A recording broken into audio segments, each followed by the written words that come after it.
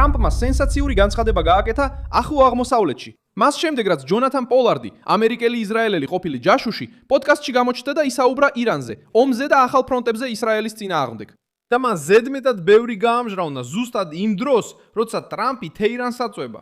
პენტაგონი აფრთხილებს, რომ შეიძლება განაახლოს შეტევა, თუ შეთანხმება არ იქნება და ნეთანიაჰუ აძლევს ბრძანებას გაზაში სამხედრო კონტროლის გაფართოებაზე. ამ შაბათს, 2026 წლის 30 მაისს. პოლარდის განცხადება არ ითვლება მტკიცებულებად, არამედ როგორც ნიშანი იმისა, რომ ამერიკული ზეწოლა ხსნის ნიღბებს რეგიონში, რომელიც წლებია სტაბილურობის ილუზიას ქმნიდა, მაშინ როცა ირანი ძალას იკრებდა და რეგიონული მთავრობები ცდილობდნენ ვაკუუმის შევსებას. რას იცის და რაც ამოსცდა ამ ამერიკელ-ისრაელელ ყოფილ ჯაშუშს? რატომ გახდა ირანი ბომბის ცენტრი? როგორ იყენებს ტრამპი ამ გამჟღავნებას, რათა კიდევ უფრო ზეწოლა, კიდევ უფრო გააძლიეროს? ახლავე ყველაფერს გეტყვი. თუ ასეთი პირდაპირი და უშუალო კონტენტი მოგწონს, გამოიწერე არხი, რადგან აქ ასეთი ვიდეოები ყოველ დღე გამოდის. ჯონათან პოლარდმა თქვა, რომ ქარიშხალი აღმოსავლეთიდან მოდის და აღნიშნა, რომ ისრაელმა უნდა მოემზადოს უფრო დიდი ომისთვის ირანის შემდეგ თურქეთისა და ეგვიპტის შესაძლო მომდევნო დაძაბულობის ფრონტებად დასახელებით. მან განაცხადა, რომ ირანის პრობლემა პირველ რიგში უნდა მოგვარდეს. ისაუბრა ირანთან, ღაზასთან და ლიბანთან დაკავშირებული საფრთხეების დასრულებაზე და მკაფიოდ აღნიშნა, რომ მისი აზრით მხოლოდ მშვიდობის იმედზე ყოფნას ისუსტეა. ეს განცხადება მნიშვნელოვანია, რადგან პოლარდი ჩვეულებრივი ფიგურა არ არის. ის დაკავშირებული იყო ამერიკის დაზვერვასთან, გასამართლებული იყო ისრაელისთვის სენსიტიური ინფორმაციის გადაცემისთვის და დღეს ისრაელის პოლიტიკის ყველაზე მკაცრი ფლანგიდან საუბრობს. აჩვენებს ომის მენტალიტეტს, რომელიც უკვე გავრცელებულია რეგიონში კულისებში. სანამ რაიმე ლამაზ სიტყვას ვიტყვით მშვიდობაზე, რეგიონის ძალები ომს, საზღვრებს, გავლენას და გადარჩენას ითვლიან. ირანი ახლა არ გამხდარა პრობლემად. აიათოლების რეჟიმმა წლები გაატარა თავისი ბირთვული პროგრამის, შეიარაღებული მოკავშირეების ქსელირების, ქსელის და ჰამასისა და ჰეზბოლას მსგავს ჯგუფებზე გავლენის გამოყენებაში, რათა ძალაუფლება მოეპოვებინა სრული ფასის გადახდის გარეშე. დონალდ ტრამპი ამ ეტაპზე აცხადებს, რომ თამაში შეიცვალა. პენტაგონის გაფრთხილება ამ ტონის ცვლილებას კიდევ უფრო ამყარებს. თავდაცვის მდივანმა პიტ ჰექსეტმა განაცხადა, რომ შეერთებული შტატები მზად არის განაახოს იერიშები ირანზე, თუ მოლაპარაკებების შეთანხმებას არ გამოირებს. ეს განცხადება ცარიელი სიტყვები არ არის.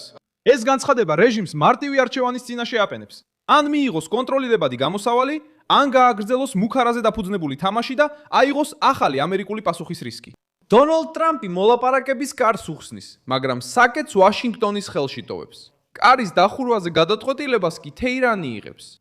ისრაელი ამავე ზეწოლის გარემოში მოქმედებს. ბენიამინ ნეთანიაჰუმ განაცხადა, რომ განზრახული აქვს გაზაში სამხედრო კონტროლის გაფართოება, დაახლოებით 60-დან 70%-მდე ტერიტორიის დაკავება. ეს წინსვლა ზეწოლას ახდენს ჰამასზე და იწვევს საერთაშორისო რეაქციას, მაგრამ ასევე აჩვენებს, რატომ ვრცელდება კრიზისი. ისრაელი აღარ სჯერა, რომ ჰამასი შეძლებს დარჩეს შეიარაღებული, გადაჯგუფებული და დაცული დიპლომატიური განცხადებებით. მემარცხენეები ყველაფერს დონალდ ტრამპის ესკალაციას უწოდებენ, მაგრამ უგულებელყოფენ იმას, რომ ღაზა წლების განმავლობაში ირანის სათამაშო დაფის ნაწილი გახდა, სადაც შეიარაღებული ჯგუფები სამოქალაქო პირებს პოლიტიკურ ფარად იყენებენ და ისრაელი სულ უფრო ღრმად პასუხობს. ჯონათან პოლარდის განცხადებამ თურქეთი და ეგვიპტე გააღიზიანა, რადგან მან ორი სენსიტიური მიმართულება წამოჭრა. თურქეთი ცდილობს რეგიონულ ძალად ჩამოყალიბდეს, მკაცრად ლაპარაკობს ისრაელის წინააღმდეგ და ირანის დასუსტების შემდეგ ისლამურ სამყაროში გავლენის მოპოვებას ცდილობს. თურქეთის საგარეო საქმეთა მინისტრმა ჰაკამ ფიდანმა ისრაელი დაადანაშაულა იმაში, რომ ირანის შემდეგ ახალ მტერს ეძებს. ეს რეაქცია პოზიციის შეცვლის შიშს აჩვენებს. თუ ირანი პოზიციებს კარგავს, ანკარას ცდილობს სცენის ნაწილს დაიკავოს. მაგრამ როდესაც რეგიონული ძალა ტონს ამაღლებს, ისრაელის გადახედავს თავის სტრატეგიას. დაპირისპირება არ თავდება, ის უბრალოდ ადგილს იცვლის. ეგვიპტე ჩნდება ღაზისა და სინაის გამო. კაირო არ სურს პალესტინის კრიზისის საკუთარ ქვეყანაში შემოტანა. არ სურს ჰამასის ახლოს თავის საზღვართან გადაჯგუფება და არ სურს ისეთი გადაწყვეტილების მიღება, რომელიც მის შიდა უსაფრთხოებას დააზიანებს. ამიტომ პოლარდის განცხადება ეგვიპტეზე სიფრთხილის საფუძველს იძლევა. არა იმიტომ, რომ ტრამპი ისრაელს ეგვიპტეზე თავდასხმას ავალებს, არამედ იმიტომ, რომ ყველა მიცის, ნებისმიერი ნაბიჯი ღაზაში პირდაპირ ეგვიპტის საზღვარზე აისახება.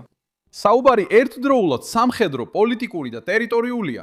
სწორედ აქ ნარატივი ტრამპის მოწინააღმდეგეების წინააღმდეგ შემოტრიალდება.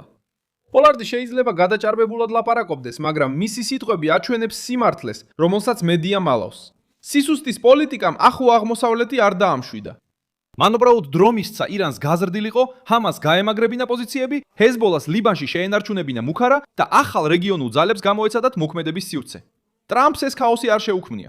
მან უბრალოდ შუქი მოფინა მას. ტრამპის ლოგიკა მიზანმიმართული ზეწოლაა. ეს არ არის ომი ომისთვის. ეს არ არის სენტიმენტალური საუბარი, ეს არის გამოთვლა.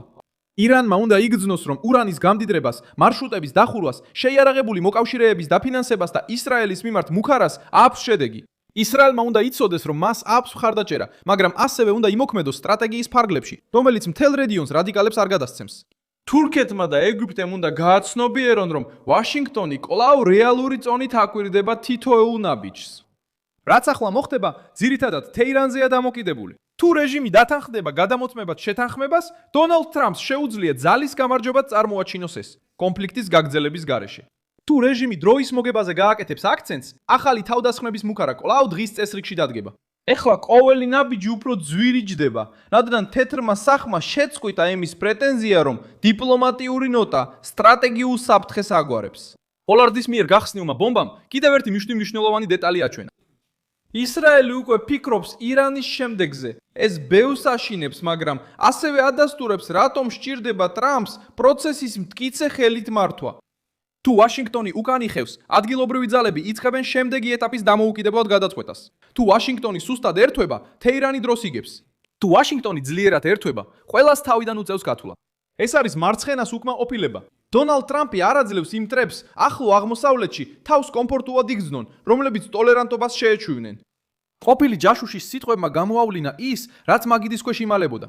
ირანი ცდილობს შეინარჩუნოს თავისი ბირთვული ძალა, ისრაელი ცდილობს გააფართოვოს თავისი უსაფრთხოების ზღვარი, თურქეთი ცდილობს საკუთარი გავლენა გააფართოვოს, ეგვიპტე ცდილობს დაიცვას თავისი საზღვარი და შეერთებული შტატები ბრუნდება გადაწყვეტილების ცენტრში.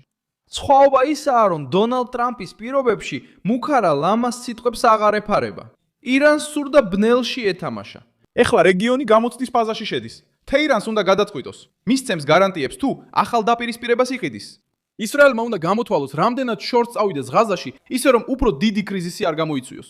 თურქეთმა უნდა აირჩიოს, მისი რეაქცია მხოლოდ სიტყვიერი იქნება თუ რეალური მოქმედება.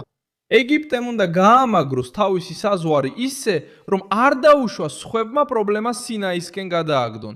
ტრამპი ყველაფერს აკვირდება იმ უპირატესობით, რომ მან წესები სხვებზე ადრე გაიგო. ახლო აღმოსავლეთში, ვინც საფასურს არ აკისრებს, ბოლოს მტრის ანგარიშს იხდის.